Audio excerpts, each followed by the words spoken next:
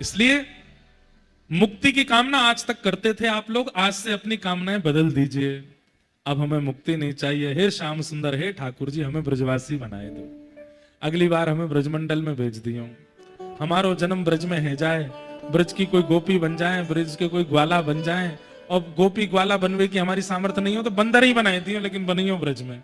और हमारे किसी कारण से, हमारे किसी कर्म के प्रभाव से हमको कोई और कीट पतंगा भी बनना हो तो वो भी ब्रज में ही बना देना, चींटियों बनानी हो तो ब्रज में ही बना दियो, वृक्ष बनाना 84 लाख योनियों में भेजना अगर हमको भेज दीजिएगा, लेकिन भेजना ब्रज में और कहीं। ऐसे हमारे ब्रज की कामना जिनको है वो लोग तो खुश हो गए होंगे, जिनको नहीं है वो सुन लो, क्या बुराई है। परीक्षित जी महाराज सुखदेव जी को समझाते हैं, सुखदेव मुक्ति की कामना मत करो, भक्ति की कामना करो। मुक्ति का मतलब है मृत्यु के पश्चात भगवान का दर्शन, और भक्ति का मतलब है जीते जी भगवान का दर्शन। तुम तो भक्ति की याचना करो। श्रीमद् भागवत मुक्ति प्रदान करती है, पर मुक्ति से पूर्व भक्ति प्रदान करती है। कथा सुनने वाले मुक्त हो ही जाते हैं, पर कथा सुनने वाले जीवित अवस्था में भगवत दर्शन कर लेते हैं। यह कथा का सिद्धांत है। हम जितने भी भक्तों के चरित्र सुनते हैं, किसी भी भक्त ने मृत्यु के पश्चात भगवान को देखा हो और फिर उसका चरित्र लिखा गया हो? नहीं। जीवित अवस्था में मीराबाई, सूरदास, कृष्णदास, कुम्मन दास, छीत स्वामी, सबने अपनी जीवित अवस्था में दर्शन किया। हमें भी वही इच्छा है, और इसी इच्छा से कथा सुनो। जीवन में क्या प्राप्त होगा सब मेरे कर्म पर निर्भर है, लेकिन हे भागवत जी, हे ठाकुर जी, आप कृपा करना, जीवन में जो मेरे आना हो सबको आने देना, पर सबके साथ आप भी आना, आप जरूर आना। परीक्षित जी ने शुकाचार्य जी की बात मान करके चरणों में प्रणाम करते हुए कहा, भगवान अब मुझे मुक्ति की कामना नहीं है, अब मुझे भक्ति चाहिए। मेरे जीवन के 7 दिन बचे हैं, कृपा करके मुझे भक्ति का मार्ग बताइए। और तब सृष्टि प्रसंग सुनाते हैं, और इसी सृष्टि प्रसंग को सुनाते हुए हिरण्यकश्यप और हिरण्याक्ष का प्रादुर्भाव सुनाया, और हिरण्याक्ष का वध वराह भगवान के द्वारा हुआ। बोलो वराह भगवान की जय। अब कोई कोई प्रसंग हम ऐसी जल्दी जल्दी सुनाएंगे, क्योंकि क्रम पे पहुंचना भी, भले आराम से कथा पूरी होगी, लेकिन कोई कोई क्रम ऐसे जल्दी जल्दी कह देंगे। हिरण्याक्ष का वध भगवान वराह ने प्रकट होकर के किया। बंधुओं देखो, परसों भी मैंने ये विषय छेड़ा था, आज फिर छेड़ूं। ब्रॉड माइंड बोलते हैं आजकल। ब्रॉड माइंड कौन है? ऐसा है, ऐसा है, ऐसा है। ठाकुर जी से बड़ा ब्रॉड माइंड कौन होगा? जो इतने सुंदर हैं, इतने सुंदर हैं कि उनकी भ्रगुटी टेढ़ी करते ही महाराज तीनों लोग न्योछावर हो जाते हैं।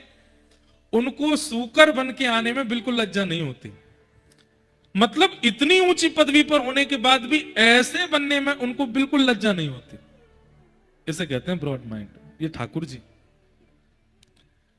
कई लोग कहते हैं कि ठाकुर जी जब मानव बन के आ ही जाते हैं तो फिर ये सूकर और सिंह बन करके आने की आवश्यकता क्या है? 2 कारण।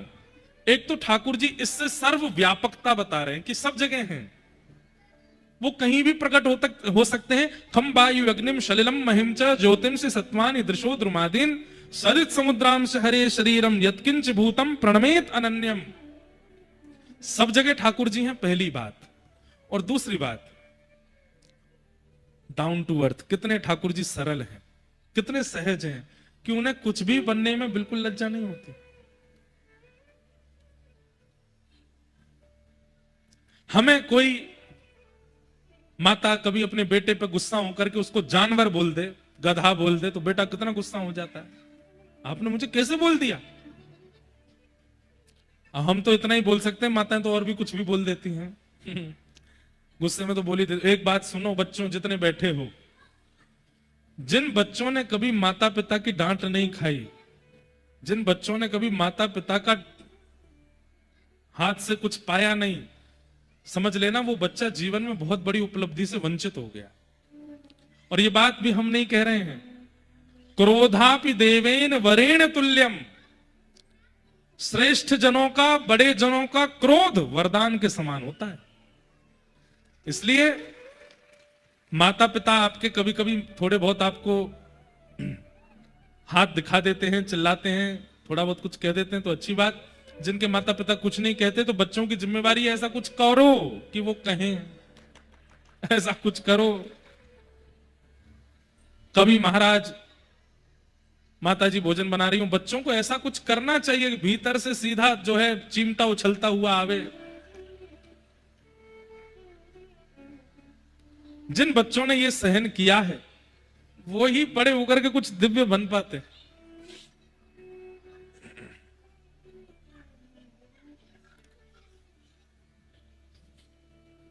हमें हमारी माता जी की पिटाई याद आ जाती है कभी कभी। जैसे लोग बाग कभी कभी नृत्य होता है ना, अभी माता जी देख रही होंगी तो कहेंगी बता मेरी सबरी बात बता दे कथा में। लेकिन जैसे ऐसे हाथ पकड़ करके और ऐसे गोल गोल घूमते हैं ना लोग, हमारी माता जी कैसे जब उनके हाथ में हम पड़ जाते तो एक हाथ से मेरा एक हाथ पकड़ती और मैं ऐसे घूमता, वो मेरे पीछे ऐसे घूमती, और जब पड़ जाता तो एक कमर में पड़ता फिर और तेज में भागता। तो जैसे वो फुगड़ी खेलते हैं ना ऐसे गोल गोल, ऐसे माता जी एक हाथ से पकड़ के पीछे हाथ लेकर के कभी झाड़ू होती कभी कुछ होता पढ़ते।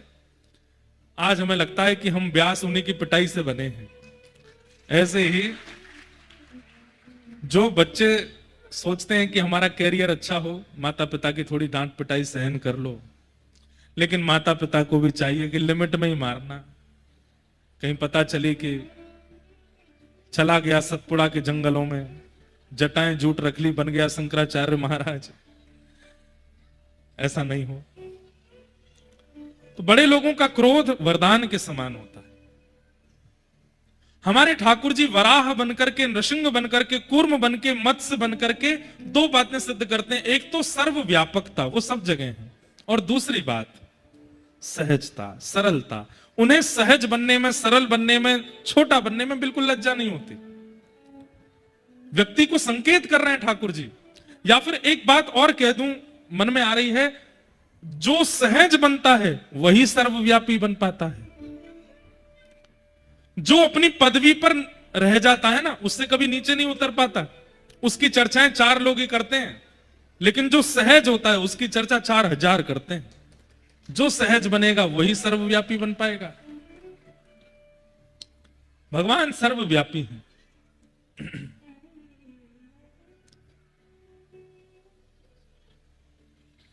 वराह बनकर के हिरण्याक्ष का वध किया। हिरण्यकश्यप ने इसी समय संकल्प ले लिया कि मैं हरि को नहीं छोड़ूंगा।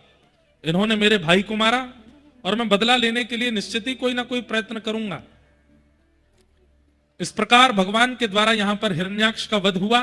क्यों हुआ? क्योंकि हिरण्याक्ष पृथ्वी का हरण करके ले गया था गर्भोदक महासागर में। वहां से पृथ्वी को पुनः स्थापित किया और पृथ्वी पर प्रथम मानव के रूप में स्वयंभू मनु का आगमन हुआ। हम लोग बंदरों की संतान नहीं है भैया।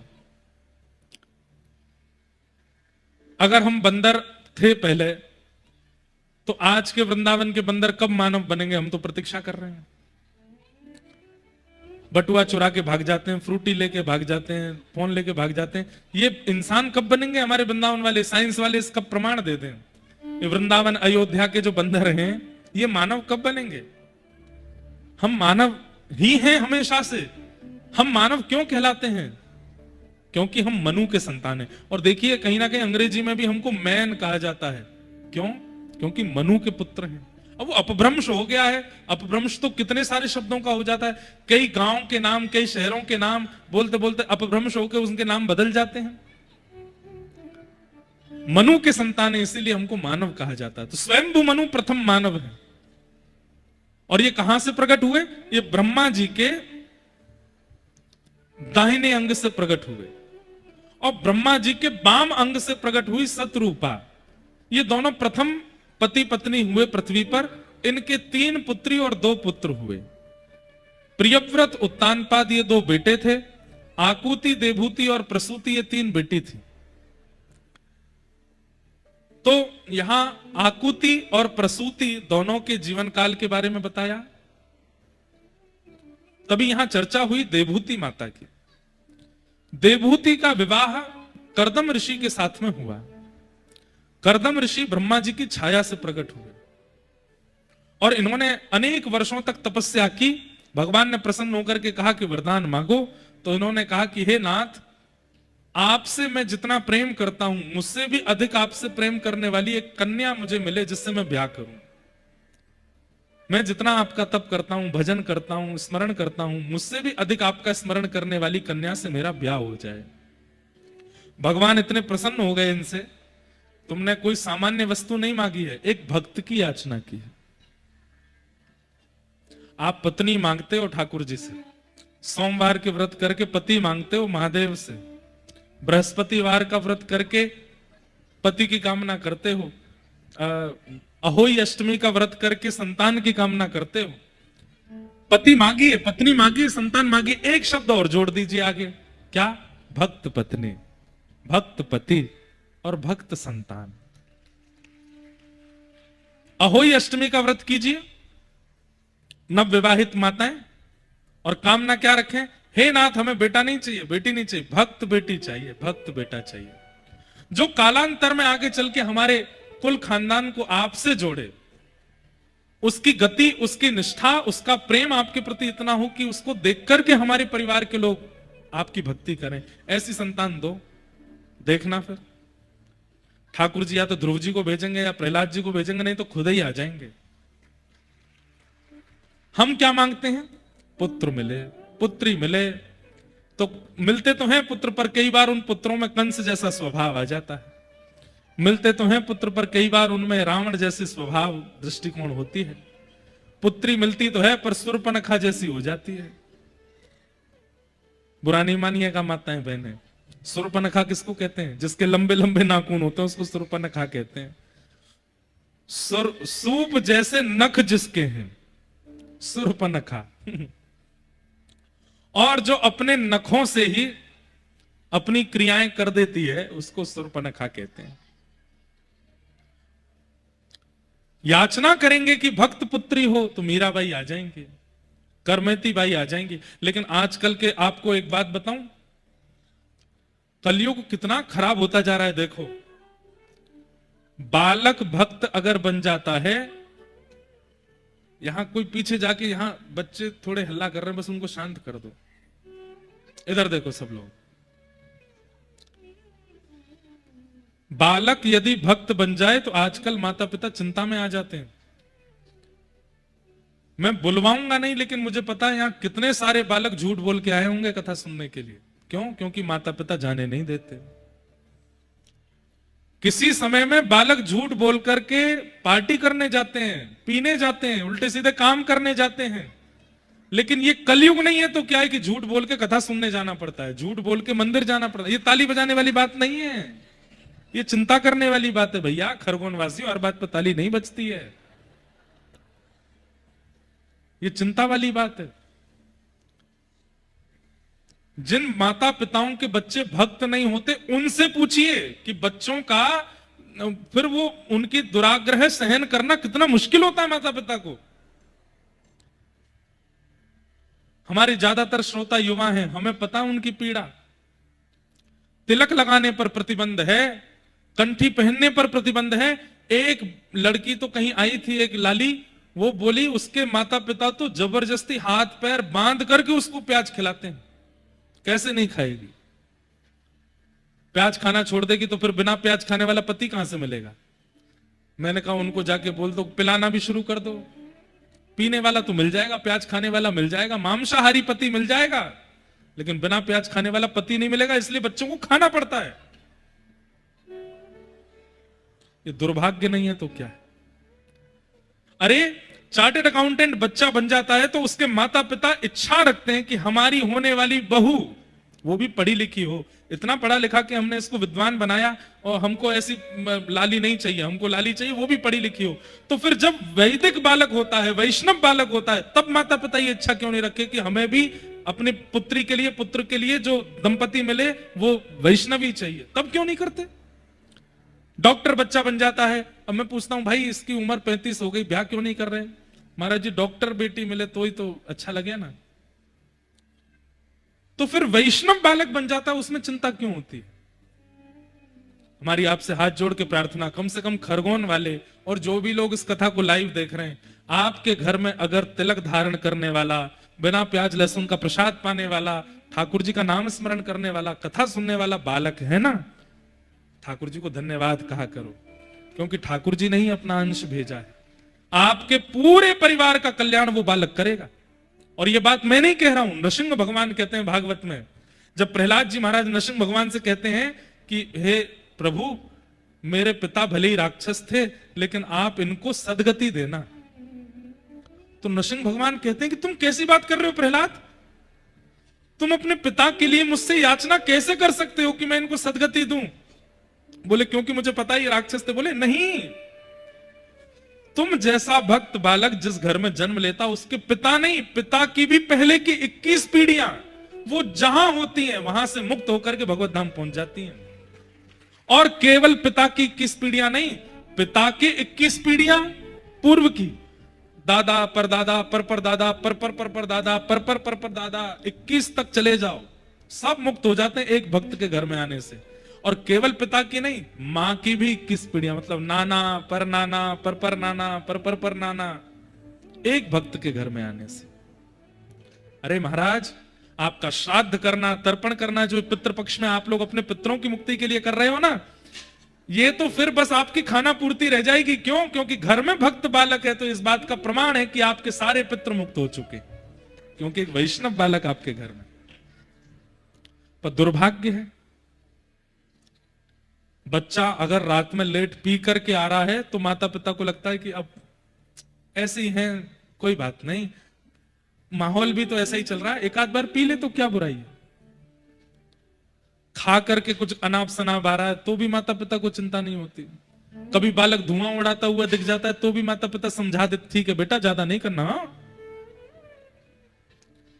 लेकिन वही बालक यदि कंठी माला पहन के रहता है, वैष्णव पद्धति का पालन करता है, अपनी रसोई, घर वालों को स्वाद नहीं आता बिना प्याज लहसुन के, तो वो अपनी अलग रसोई बनाए, तो ऐसे बालक को इतनी तो उत्पीड़ना दी जाती है, ये बहुत गलत है।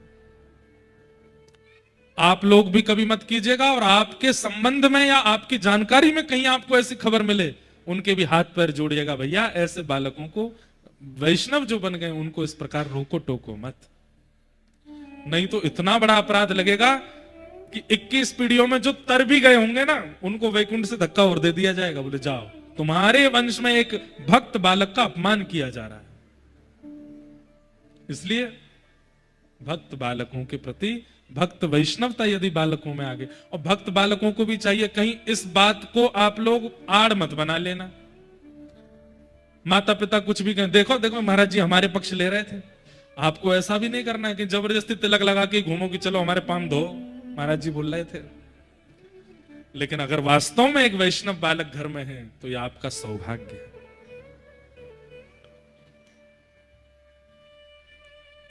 तो कर्दम ऋषि ने भगवान से क्या मांगा कि एक वैष्णव पत्नी मुझे मिले, और जितना वैष्णव मैं हूं, जितना भक्त मैं हूं, मुझसे अधिक उसके अंदर भक्ति हो, ऐसी पत्नी से मेरा ब्याह हो जाए। भगवान इतने प्रसन्न हो गए, बोले वाह, तुमने ऐसी वस्तु मांगी है, मैं प्रसन्न होकर के तुम्हें आज्ञा देता हूं, वरदान देता हूं, आज से ठीक 3 दिन बाद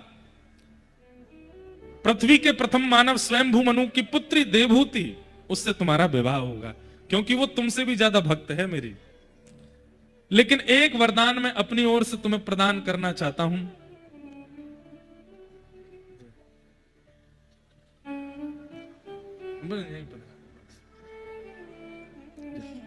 बस बस, बस कथा चल रही है भैया। अच्छा, विराज विराज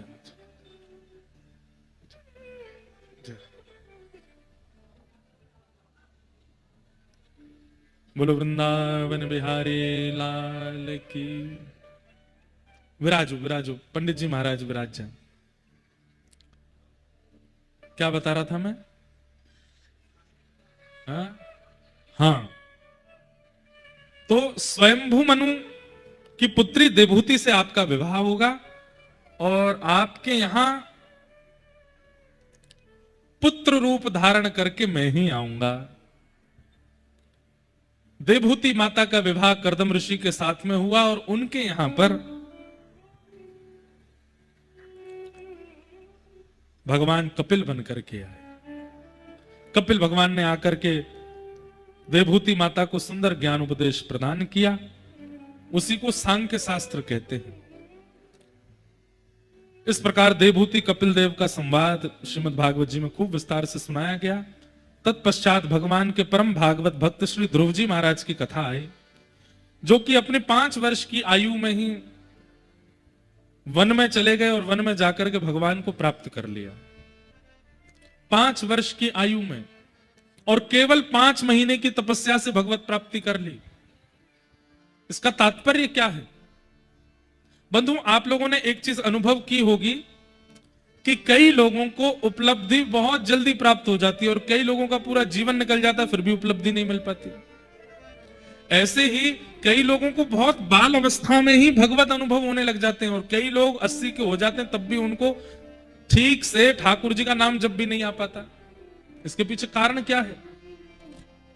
सब लोग इधर देखिए। मैं आज कथा कर रहा हूं, यह मेरे इस जन्म का प्रारब्ध नहीं है। पूर्व के कितने जन्मों की तपस्या या कितने जन्मों का नियम व्रत अनुष्ठान रहा होगा, कितने जन्मों में संतों की कृपा रही होगी कि तब इस जन्म में हम 18 वर्ष की आयु में कथा करने लग गए थे। ताली नहीं बजाओ, सुनो बात को। ये एक जन्म का फल नहीं हो सकता, और ना ही मुझे इस बात पर अभिमान करना चाहिए कि मैंने इतनी कम अवस्था में प्रारंभ कर। हमारे पूज्य पिताजी महाराज ने तो 14 वर्ष की अवस्था में कथा शुरू कर दी थी। आज हमारे पूज्य पिताजी महाराज को लगभग 53 वर्ष होने को आए हैं कथा करते हुए। कथा करते हुए 53 वर्ष होने वाले हैं। यहां कितनों की तो उम्र नहीं होगी इतनी, वो तब से कथा कर रहे हैं। और भारत के ऐसे भागवत के वक्ता हैं जिन्होंने अपने जीवन में सबसे ज्यादा कथाएं की। 14 वर्ष की अवस्था में तो प्रथम कथा करने लगे थे, और वो भी ऐसे नहीं कि बस दिखा कि कोई काम धंधा नहीं हो रहा तो चलो कथा ही कर लेते। नहीं, 7-7.5 वर्ष की आयु में घर छोड़ करके गुरुदेव के सन्निधि में चले गए। अनंत श्री विभूषित श्री रामानुज प्रपन्नाचार्य गुरु जी 7.5 वर्ष की आयु में, 7.5 वर्ष के बालक को देखिए आजकल, इतनी सिंसियरिटी दिखती है उसके अंदर, इतना गंभीर होता है 7.5 वर्ष का बालक कि घर छोड़ के चला जाए पढ़ने के लिए। हमारे पूज्य पिताजी महाराज 7.5 वर्ष की आयु में गांव से यमुना पार करके, यमुना पार हमारा पिताजी का पैतृक गांव है भांडीर वन के पास, वहां से पिताजी आए वृंदावन। वृंदावन में आकर के पहले रास लीला में श्री कृष्ण बनते थे और कृष्ण का अभिनय करते थे। अब सुनिएगा थोड़ा पिताजी का चरित्र सुनो। 7.5 वर्ष की आयु में, 7 वर्ष की आयु में श्री कृष्ण बनते थे रासलीला में पूज्य पिताजी। और उस काल में लगभग आज से 60 वर्ष पुरानी, 60 नहीं, लगभग 55-56 वर्ष पुरानी बात बता रहे हैं। तब कथाएं इतनी नहीं होती थी, होती थी पर कथा इतनी लोगों को समझ में नहीं आती थी, बहुत कठिन कथाएं होती थी, इसलिए रासलीलाएं ज्यादा होती थी। तो रासलीला में भीड़ होती थी खूब, और रासलीला में बड़े बड़े आचार्य, बड़े बड़े संत भी जाया करते थे, क्योंकि तब सिनेमा होता नहीं था। तो ठाकुर जी कैसे लीला करते हैं उसको देखने का कोई जरिया होना चाहिए, तो रासलीला देखते थे।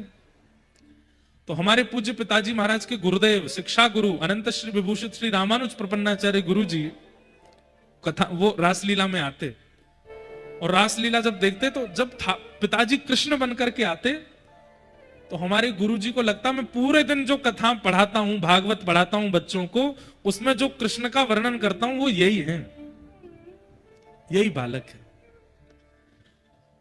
अब तो वो जैसे किसी व्यक्ति को आदत लग जाती है ना किसी को देखने की, ऐसे हमारे पूज्य दादा गुरुदेव पिताजी को देखने जाते थे रासलीला में, इतने सुंदर लगते थे। लेकिन एक दिन उन्होंने मन में विचार किया कि ये बालक धीरे धीरे बड़ा हो जाएगा, अभी 7 वर्ष का है, कल 12 वर्ष का होगा, 15, 16, 18 वर्ष का होगा, और जब ये बालक 20-21 साल का हो जाएगा फिर तो कृष्ण बनेगा नहीं, तब तो फिर उसी को कंस बना दिया जाएगा, और मेरे नेत्र और किसी रूप में इनको स्वीकार कर नहीं सकते, क्या करूं?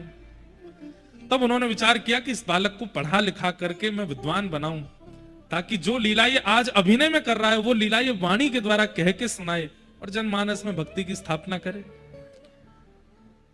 तब गुरुजी ने पूज्य पिताजी को रास लीला से ले लिया, हमारे दादाजी से बात करके रासलीला मंचन करने वाले परम पूजनीय पद्मश्री विभूषित श्री राम स्वरूप शर्मा जी, जिनके रासलीला में पिताजी कृष्ण का अभिनय करते थे, उनसे पिताजी को ले गए और माताजी पिताजी मतलब हमारी दादी दादा से कहा कि जब तक बालक पढ़ लिख के बिल्कुल विद्वान ना हो जाए आप लोग वृंदावन नहीं आएंगे देखने के लिए कैसे पढ़ाता हूं, कहां रहता, मैं पढ़ाऊंगा, मेरी जिम्मेवारी।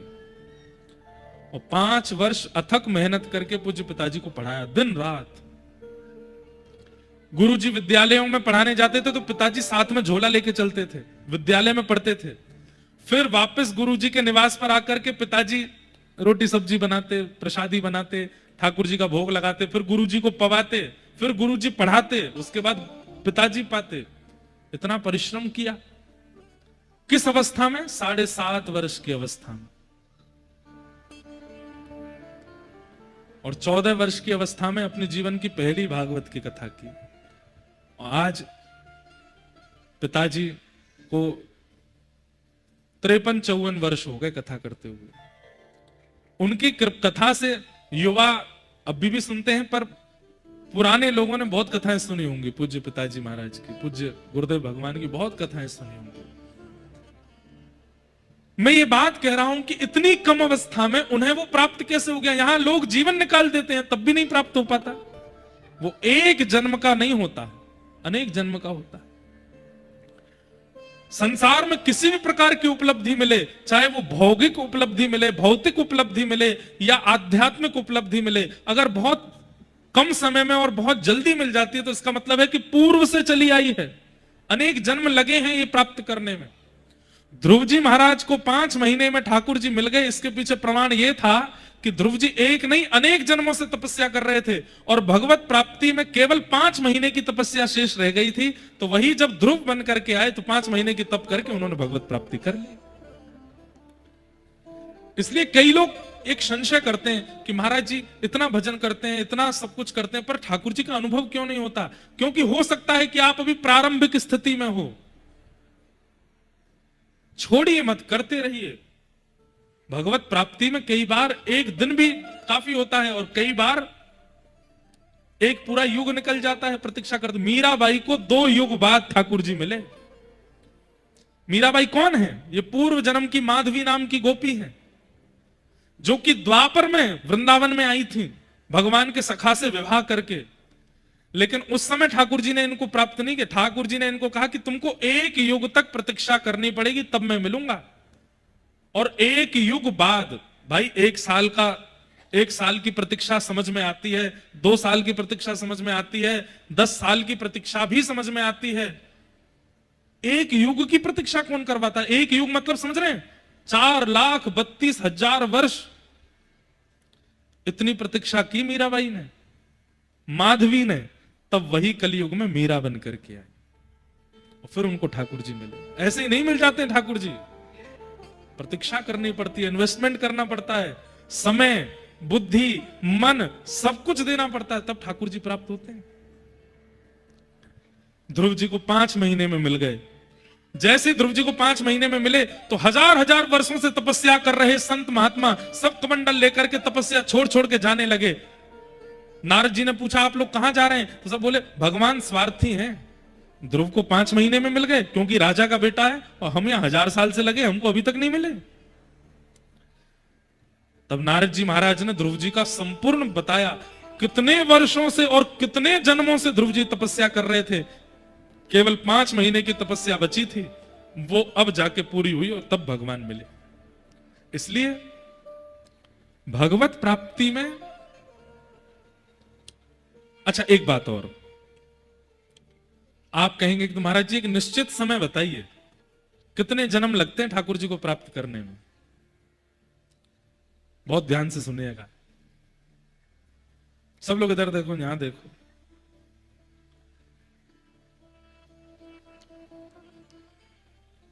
दो भक्त हिमालय पर जाके भजन कर रहे थे। नारद जी ने जाके ठाकुर जी से कहा कि ठाकुर जी 2 भक्त आपका भजन कर रहे हैं, दोनों को आप कब दर्शन दोगे? तो भगवान ने कहा पहले भक्त से तो कह देना उसके पीछे जो वृक्ष है उसमें जितने पत्ते हैं उतने वर्षों में दर्शन दूंगा, और दूसरे भक्त से कहना उसके पीछे जो वृक्ष है उसमें जितने पत्ते हैं उतने दिन में दर्शन दूंगा। नारद जी बोले इतना भेदभाव, दोनों साथ में हिमालय पर गए हैं और एक व्यक्ति को आप कह रहे हो कि वृक्ष में जितने पत्ते उतने वर्ष में दर्शन दोगे, और एक को कह रहे हो जितने पत्ते उतने दिन में दर्शन। ये कैसा आपका क्रिया है? ठाकुर जी बोले वो मत पूछो, बस जाके बोल दो। तो नारद जी भक्त के पास गए, पहले भक्त के पास बड़ी प्रसन्नता में गए। नारद जी बोले भाई इसके तो इतने ही दिन बचे हैं, ठाकुर जी मिल जाएंगे। उसने कहा हे नारद जी बताइए ना ठाकुर जी कब आएंगे? बोले तुम्हारे पीछे जो वृक्ष है उसमें जितने पत्ते हैं इतने दिन और लगेंगे, बस ठाकुर जी आ जाएंगे।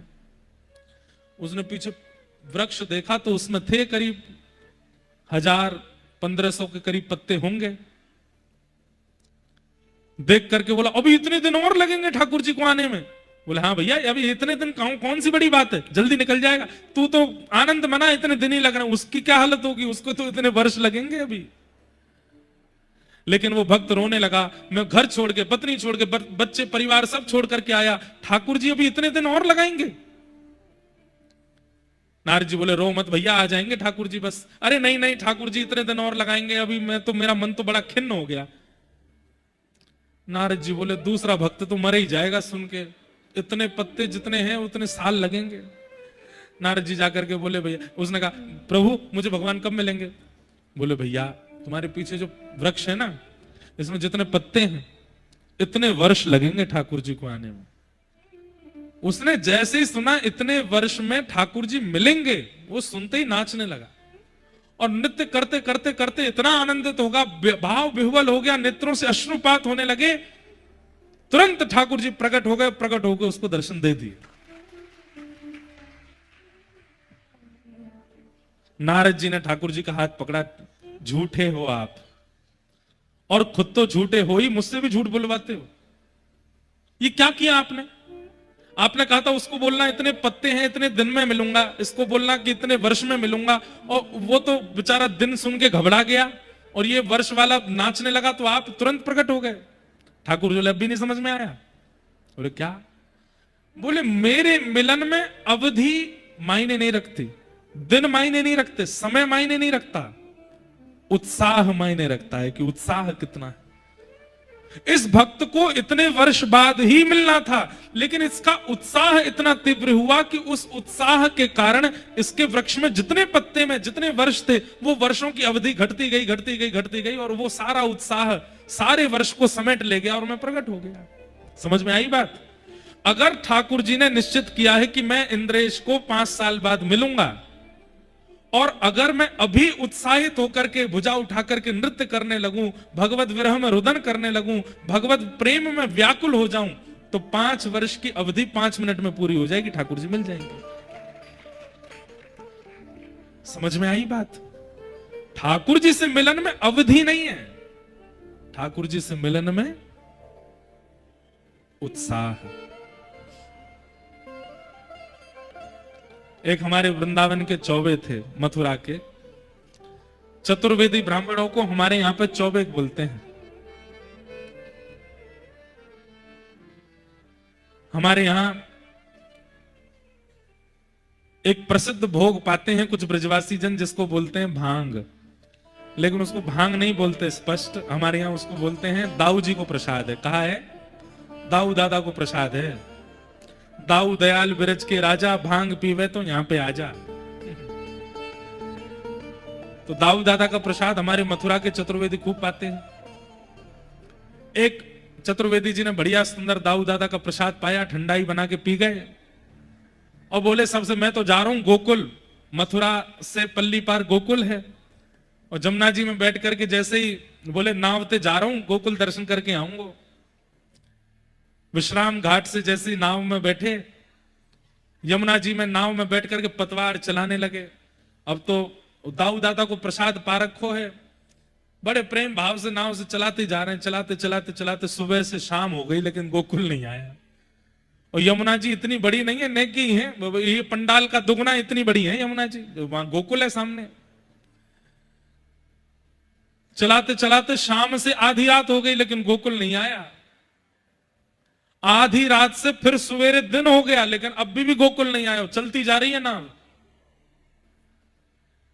तो जो चतुर्वेदी ब्राह्मण कल बैठ के साथ में बात कर रहे थे वो सब आ गए। चौरे पूरा दिना निकर गो तो अभी तक ना पहुंचो गोकुल, पूरी रात निकस गई। तो बोलो भैया पतो ना कल ते ही चला रहा हूं, अभी तक पहुंचो ही ना हूं।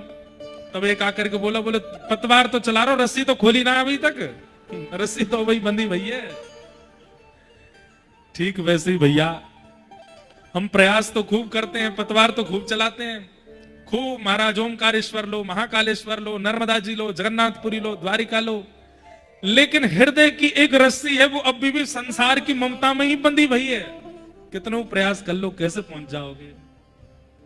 दिन को आऊं तो कान्हा शर्म मुहे लागे, दिन को आऊं तो कान्हा शर्म मुहे लागे, रात को आऊं तो रात को आऊं तो कान्हा डर मुहे लागे, रात को आऊं तो कान्हा डर मुहे लागे, दिन को आऊं तो देख सारी नगरी बड़ी दूर नगरी। दिन को आऊं तो देख सारी नगरी बड़ी दूर नगरी, बड़ी दूर नगरी, दूर नगरी, बड़ी दूर नगरी, हाँ दूर नगरी, बड़ी दूर नगरी, दूर नगरी, बड़ी दूर गाइए। कैसे आऊं रे नंदलाला, कैसे आऊं मदन गोपाला, तेरी गोकुल नगरी बड़ी दूर नगरी, दूर नगरी, बड़ी दूर नगरी, दूर नगरी, बड़ी दूर नगरी। श्री राधा रमण लाल की।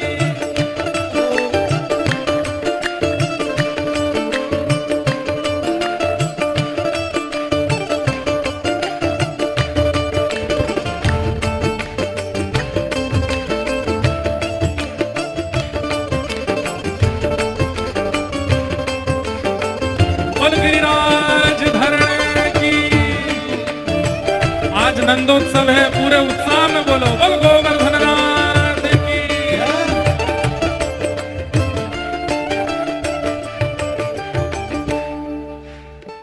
मीरा के प्रभु गिरधर नागर, मीरा के प्रभु गिरधर नागर, मीरा के प्रभु गिरधर नागर,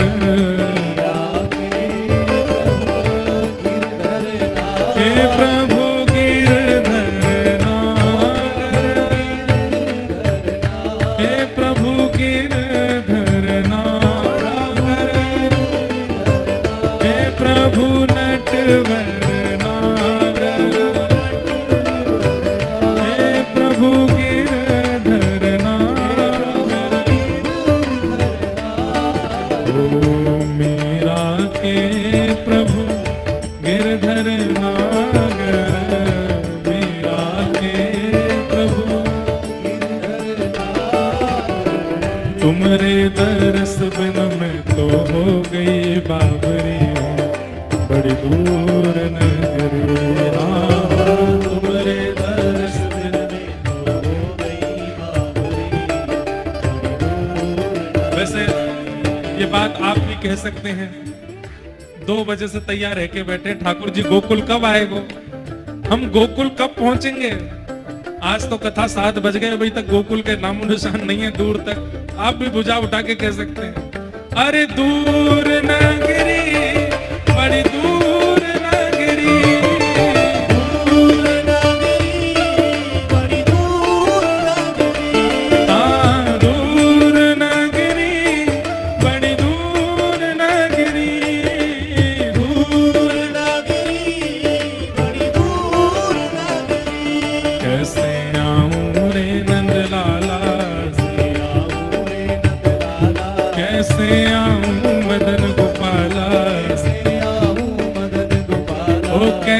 आऊं रे नंदलाला, कैसे आऊं रे नंदलाला, ओ कैसे आऊं मदन गोपाला, कैसे आऊं नंदलाला।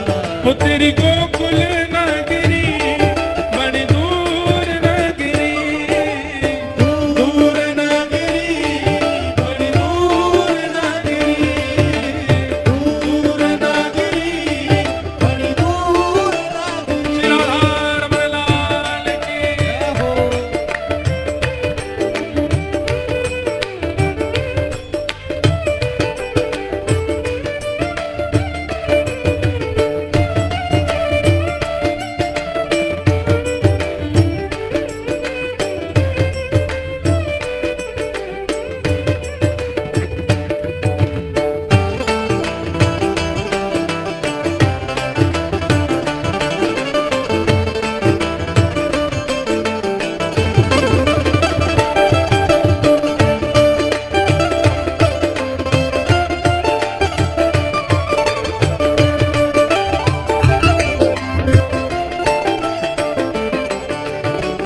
सखी संग आऊं कान्हा, सखी संग आऊं कान्हा, शर्म मोहे लागे, सखी संग आऊं कान्हा, शरण मोहे लागे, सखी संग आऊं कान्हा, शर्म मोहे लागे, संग आऊं कान्हा, शरण मोहे लागे। अकेली आऊं तो भूल जाऊं डगरे, बड़ी दूर नगरे, अकेली आऊं तो भूल जाऊं डगरे, बड़ी दूर नगरे। धीरे धीरे चलूं कान्हा, कमर मुरी लचके, धीरे धीरे चलूं कान्हा, कमर मुड़ी लचके, धीरे धीरे चलूं कान्हा, कमर मुरी लचके, धीरे चलूं कान्हा, कमर मुड़ी लचके। ओ झटपट चलूं तो छलकाए गगरे, बड़ी दूर नगरे, झटपट चलूं तो छलकाए गगरी, दूर नगरी, बड़ी दूर नगरी, दूर नगरी, बड़ी दूर नगरी, दूर नगरी, बड़ी दूर नगरी, दूर नगरी,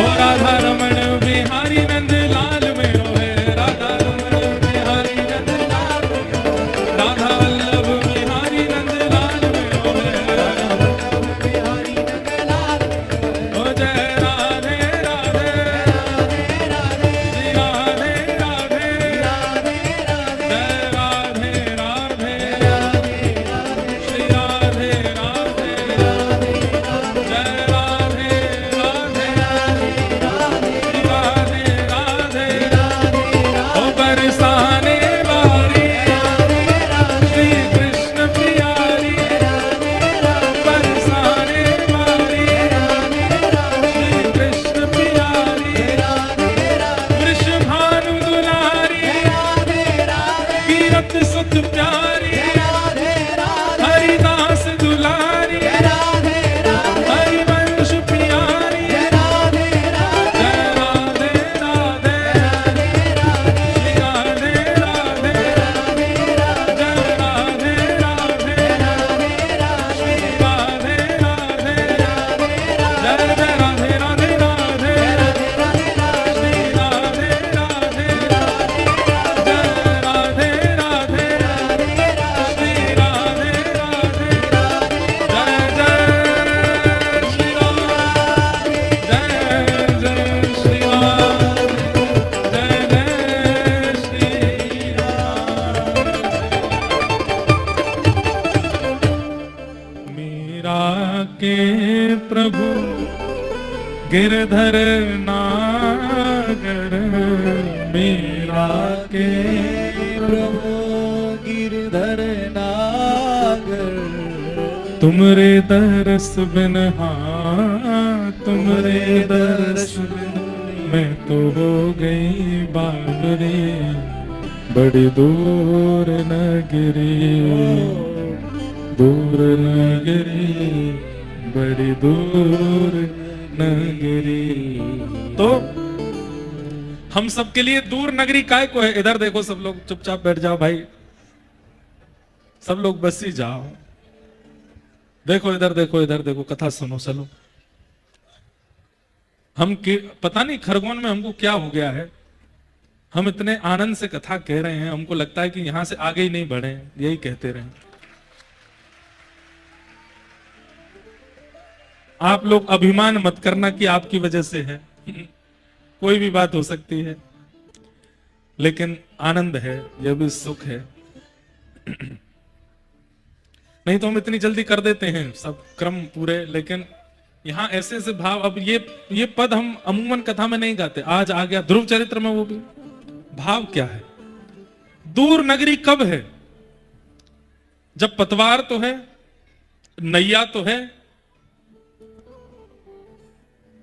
पतवार चलाना भी जानते हैं, नैया भी सही दिशा में चलाना जानते हैं, लेकिन फिर भी नगरी क्यों नहीं पहुंच पा रहे, गोकुल क्यों नहीं पहुंच पा रहे?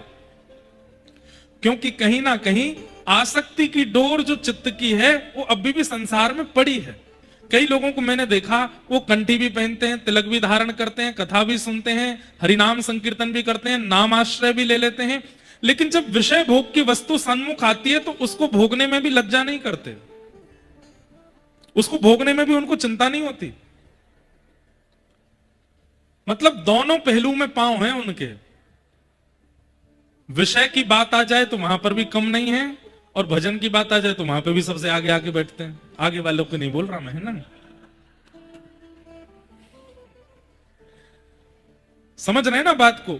कई लोगों को आप देखेंगे, इनको पता क्या बोलते हैं? बगुला भगत। क्या बोलते हैं? बगुला को देखा है? वो पानी में खड़ा हो जाता है, एक पैर से एक पैर ऊपर कर लेता है, तो सारी मछलियों को लगता है कोई तपस्वी है, तो उसके पांव छूने जाती हैं, सारी मछलियां आसपास आ जाती हैं। जैसे ही वो बगुला देखता है, ऐसे बैठा रहता है आंख बंद करके एक पैर पे, तो नीचे देखता है खूब सारी मछली आ गई, तुरंत एक मछली को वहां से ले लेता है, फिर से तपस्वी बन के खड़ा हो जाता है। तब मछलियां भाग जाती हैं, बोले अरे ये तो तपस्वी दिखा रहा था अपने आप को, पर है तो ये, उसको बोलते हैं बगुला भगत। ऐसे बगुला भगतों की बहुत संख्या हो गई है। वो क्या करते हैं? भजन भी करते हैं, कथा भी सुनते हैं, नाम जप भी करते हैं, नामाश्रय भी लेते हैं, एकादशी व्रत भी करते हैं सब, पर जब भोग वस्तु सामने आती है तो उसको भी भोग लेते हैं, उसमें उनको कोई चिंता नहीं होती, कोई परवाह नहीं होती।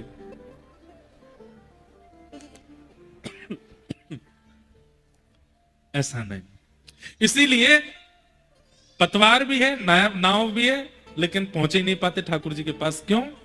क्योंकि भोगों से जो मन हटना चाहिए वो हटा ही नहीं। कोई दूसरे वक्ता आ गए क्या? कौन राधे राधे बोल रहे पीछे से? पीछे वाले लोग देख लो भैया, जो राधे राधे बोल रहे उनसे कह दो हमें ही बोलने दो, अभी जब हम कहें तभी बोलना। ध्रुव जी महाराज को 5 महीने में ठाकुर जी मिल गए, भगवान प्रकट हुए, ध्रुव जी ने उनकी स्तुति गाई और स्तुति में बहुत सुंदर बात कहते हैं। ध्रुव जी महाराज चरणों में प्रणाम करते हुए कहते हैं, हे नाथ, मैवं विभोर्हति भवान् गदितुं नृशंसम् संत्यज्य सर्वविषयांस्तव पादमूलम् भक्ता भजस्त दुर्वग्रहमात्यजास्मान् देवो यथा पुरुषो भजते मुमुक्षुम्। बहुत सुंदर बात। ध्रुव जी महाराज ठाकुर जी से कहते हैं, हे नाथ, आप कृपा करके मुझे व्यसनी बना दीजिए। भगवान बोले, व्यसन मुक्त होने की कामनाएं तो बहुत सुनी, व्यसनी बना दो ये कामना पहली बार सुन रहे हैं। ध्रुव जी महाराज कहते हैं, नाथ, मुझे व्यसनी किसी भोग वस्तु का नहीं, आपकी कथा का बनना है। जैसे व्यसनी व्यक्ति बिना व्यसन किए रह नहीं पाता है, ऐसे ही मैं आपके भजन के बिना, कथा के बिना रह ना पाऊं, मेरे प्राण निकल जाएं उसके बिना, ऐसा मुझे कर दीजिए। आपके बगैर ना रहा जाए। बंधु, आपकी बात तो नहीं पता, पर हम अपनी एक बात बहुत स्पष्ट बता दें आपको। हम बहुत थक जाते हैं, श्रमित हो जाते हैं, शरीर कई बार बहुत पीड़ा में भी आ जाता है, पर ये कथाएं जो लगातार चलती रहती है ना, अगर ये रुक गई, अगर कहीं कथा नहीं हुई, तो निश्चित है कि हमारी स्थिति भी ध्रुव जी जैसी है। कथा एक प्रकार का व्यसन लग चुका है, अब बिना कहे, बिना बोले, बिना किए अब नहीं रह सकते। 2-4 साल पहले ठाकुर जी अगर रोकना चाहते तो कर देते, तो भी चलता, अब नहीं हो सकता। अब तो ऐसी स्थिति हमारी हो गई, ऐसी आप सबकी भी हो जाए, अब बिना कथा तो ऐसा लगेगा कि प्राण, बिना जल के मछली, प्राण निकल ही जाएंगे। इसलिए बहुत लोग हमें समझाते हैं, बोलते हैं कि आप थोड़ा विश्राम किया करो, बीच में थोड़ा रुका करो। हम 2 बातें उनसे कहते हैं। पहली बात, हम बिना कथा के रह नहीं सकते। मन तो हमारा भी होता है कि बहुत 3-4-5 लगातार कथा हो जाती है, अब 2 दिन के लिए घर चले जाएं, पर 2 दिन के लिए घर जब जाते हैं तो 1 दिन में ही लगता है कि अब 1 दिन कब पूरा होगा, कब कथा में जाएंगे, फिर से कथा कब कहेंगे, फिर से वो भाव कब कहेंगे। क्योंकि यहां पर वही बातें नहीं चलती, वही भाव नहीं चलते। हमने अनुभव किया, यहां बैठते ही नए नए भाव ठाकुर जी अपने आप अनुभव कराते रहते हैं, और वो भाव इतने सुंदर लगते हैं। उनको कहना, सुनना, बोलना, उसमें इतना सुख मिलता है कि लगता है कि बस ये चलता रहे, ये प्रवाह है। ऐसा व्यसन ध्रुव जी महाराज ठाकुर जी से मांग रहे हैं। व्यसनम भवाब्धिम निश्चय भवद गुण कथामृतपान मत्त। हे नाथ, आपकी कथा को मैं मदमस्त होकर के सुना करूं, ऐसी कृपा मुझ पर कर दो। मैं बिना कथा के रह ना पाऊं, मैं व्यसनी हो जाऊं आपकी कथा का। ठाकुर जी ने ध्रुव जी पर कृपा की और हरि कृपा करके वहां से प्रस्थान किए। कुछ वर्षों तक ध्रुव जी ने, और कुछ वर्ष नहीं, ध्रुव जी महाराज ने 36,000 वर्ष तक राज्य किया पृथ्वी पर। भगवत दर्शन के बाद भी 36,000 वर्ष रहे पृथ्वी पर। ऐसा कहते हैं कि ध्रुव जी महाराज ने ठाकुर जी के चरण पकड़ लिए थे जब भगवान जा रहे थे, तो ध्रुव जी ने कहा, अब आपके दर्शन के बाद दोबारा संसार में कैसे रहूंगा ठाकुर जी मैं। तो भगवान ने एक बहुत सुंदर बात कही, ध्रुव, मेरे दर्शन के बाद भी संसार में रहना पड़ेगा, क्योंकि संसार से मुक्ति तो सत्संग ही कराएगा, वो तो मैं भी नहीं करा सकता। समझ में आ रही है बात? ठाकुर जी के दर्शन के उपरांत, ठाकुर जी के दर्शन के पश्चात संसार छूट जाएगा ऐसा नहीं है, पर सत्संग के उपरांत संसार छूट जाएगा ये निश्चित है। ठाकुर जी के दर्शन से संसार छूटना होता तो रावण की मति क्यों नहीं बदल गई जब सामने राम जी खड़े थे? कंस की मति क्यों नहीं बदल गई जब सामने ठाकुर जी कृष्ण आ गए थे? हिरण्यकश्यप की मति क्यों नहीं बदल गई जब हिरण्याक्ष आए थे? हिरण्यकश्यप की मति क्यों नहीं बदल गई जब नृसिंह आए थे और हिरण्याक्ष के सामने वराह आए थे? इससे यह प्रमाणित होता है कि दर्शन से सुख तो मिलता है, दर्शन से आनंद तो मिलता है, दर्शन से अभिलाषाएं पूर्ण तो होती हैं, परंतु संसार निवृत्ति तो सत्संग ही कराएगा। भगवान ने ध्रुव जी से कहा, ध्रुव दर्शन हो गए, अब संसार से निवृत्ति तो सत्संग कराएगा, जाओ संसार में रहो। 36,000 वर्ष तक ध्रुव जी ने पृथ्वी पर राज्य किया और फिर सत्संग के माध्यम से निवृत्त होकर के भगवत धाम गए। इसलिए भैया ठाकुर जी मिल भी जाएं तो भी निवृत्ति तो ये कथा ही कराएगी, कथा मत छोड़िएगा। ध्रुव जी महाराज को भगवान के दर्शन हुए। बोलो भक्त वत्सल भगवान की। आगे ध्रुव जी के वंश में राजा अंग हुए, इनके बेटा बैन हुए, बैन को ऋषियों ने मार डाला था तो इनके शरीर के घर्षण से भगवान पृथु हुए। पृथु महाराज ने प्रकट होकर के भगवान से 10,000 कानों की याचना की। इस प्रकार के कुछ प्रसंग यहां सुनाए गए। भूगोल खगोल का वर्णन किया गया, 28 प्रकार के नरकों का वर्णन किया गया। बंधुओं, नरक बुरा स्थान नहीं है, पर नरक जाना बुरी बात है। स्थान बुरा नहीं है, अच्छा स्थान है, पर नरक जाना दुर्भाग्य। क्यों? नरक में क्या होता है? जैसे मैले कपड़ों की पिटाई होती है, क्यों होती है? वॉशिंग मशीन में डाला जाता है, वॉशिंग मशीन घुमा घुमा करके ऊपर नीचे आगे पीछे करके और उसके जितने मैल होते हैं सबको निकाल के उसको स्वच्छ बना देती है। यही नरक में होता है। हम जितने दुष्कर्म संसार में करते हैं, उन सब दुष्कर्मों का परिणाम जो हम संसार में नहीं भोगते, उसको भोगने के लिए नरक जाना पड़ता है।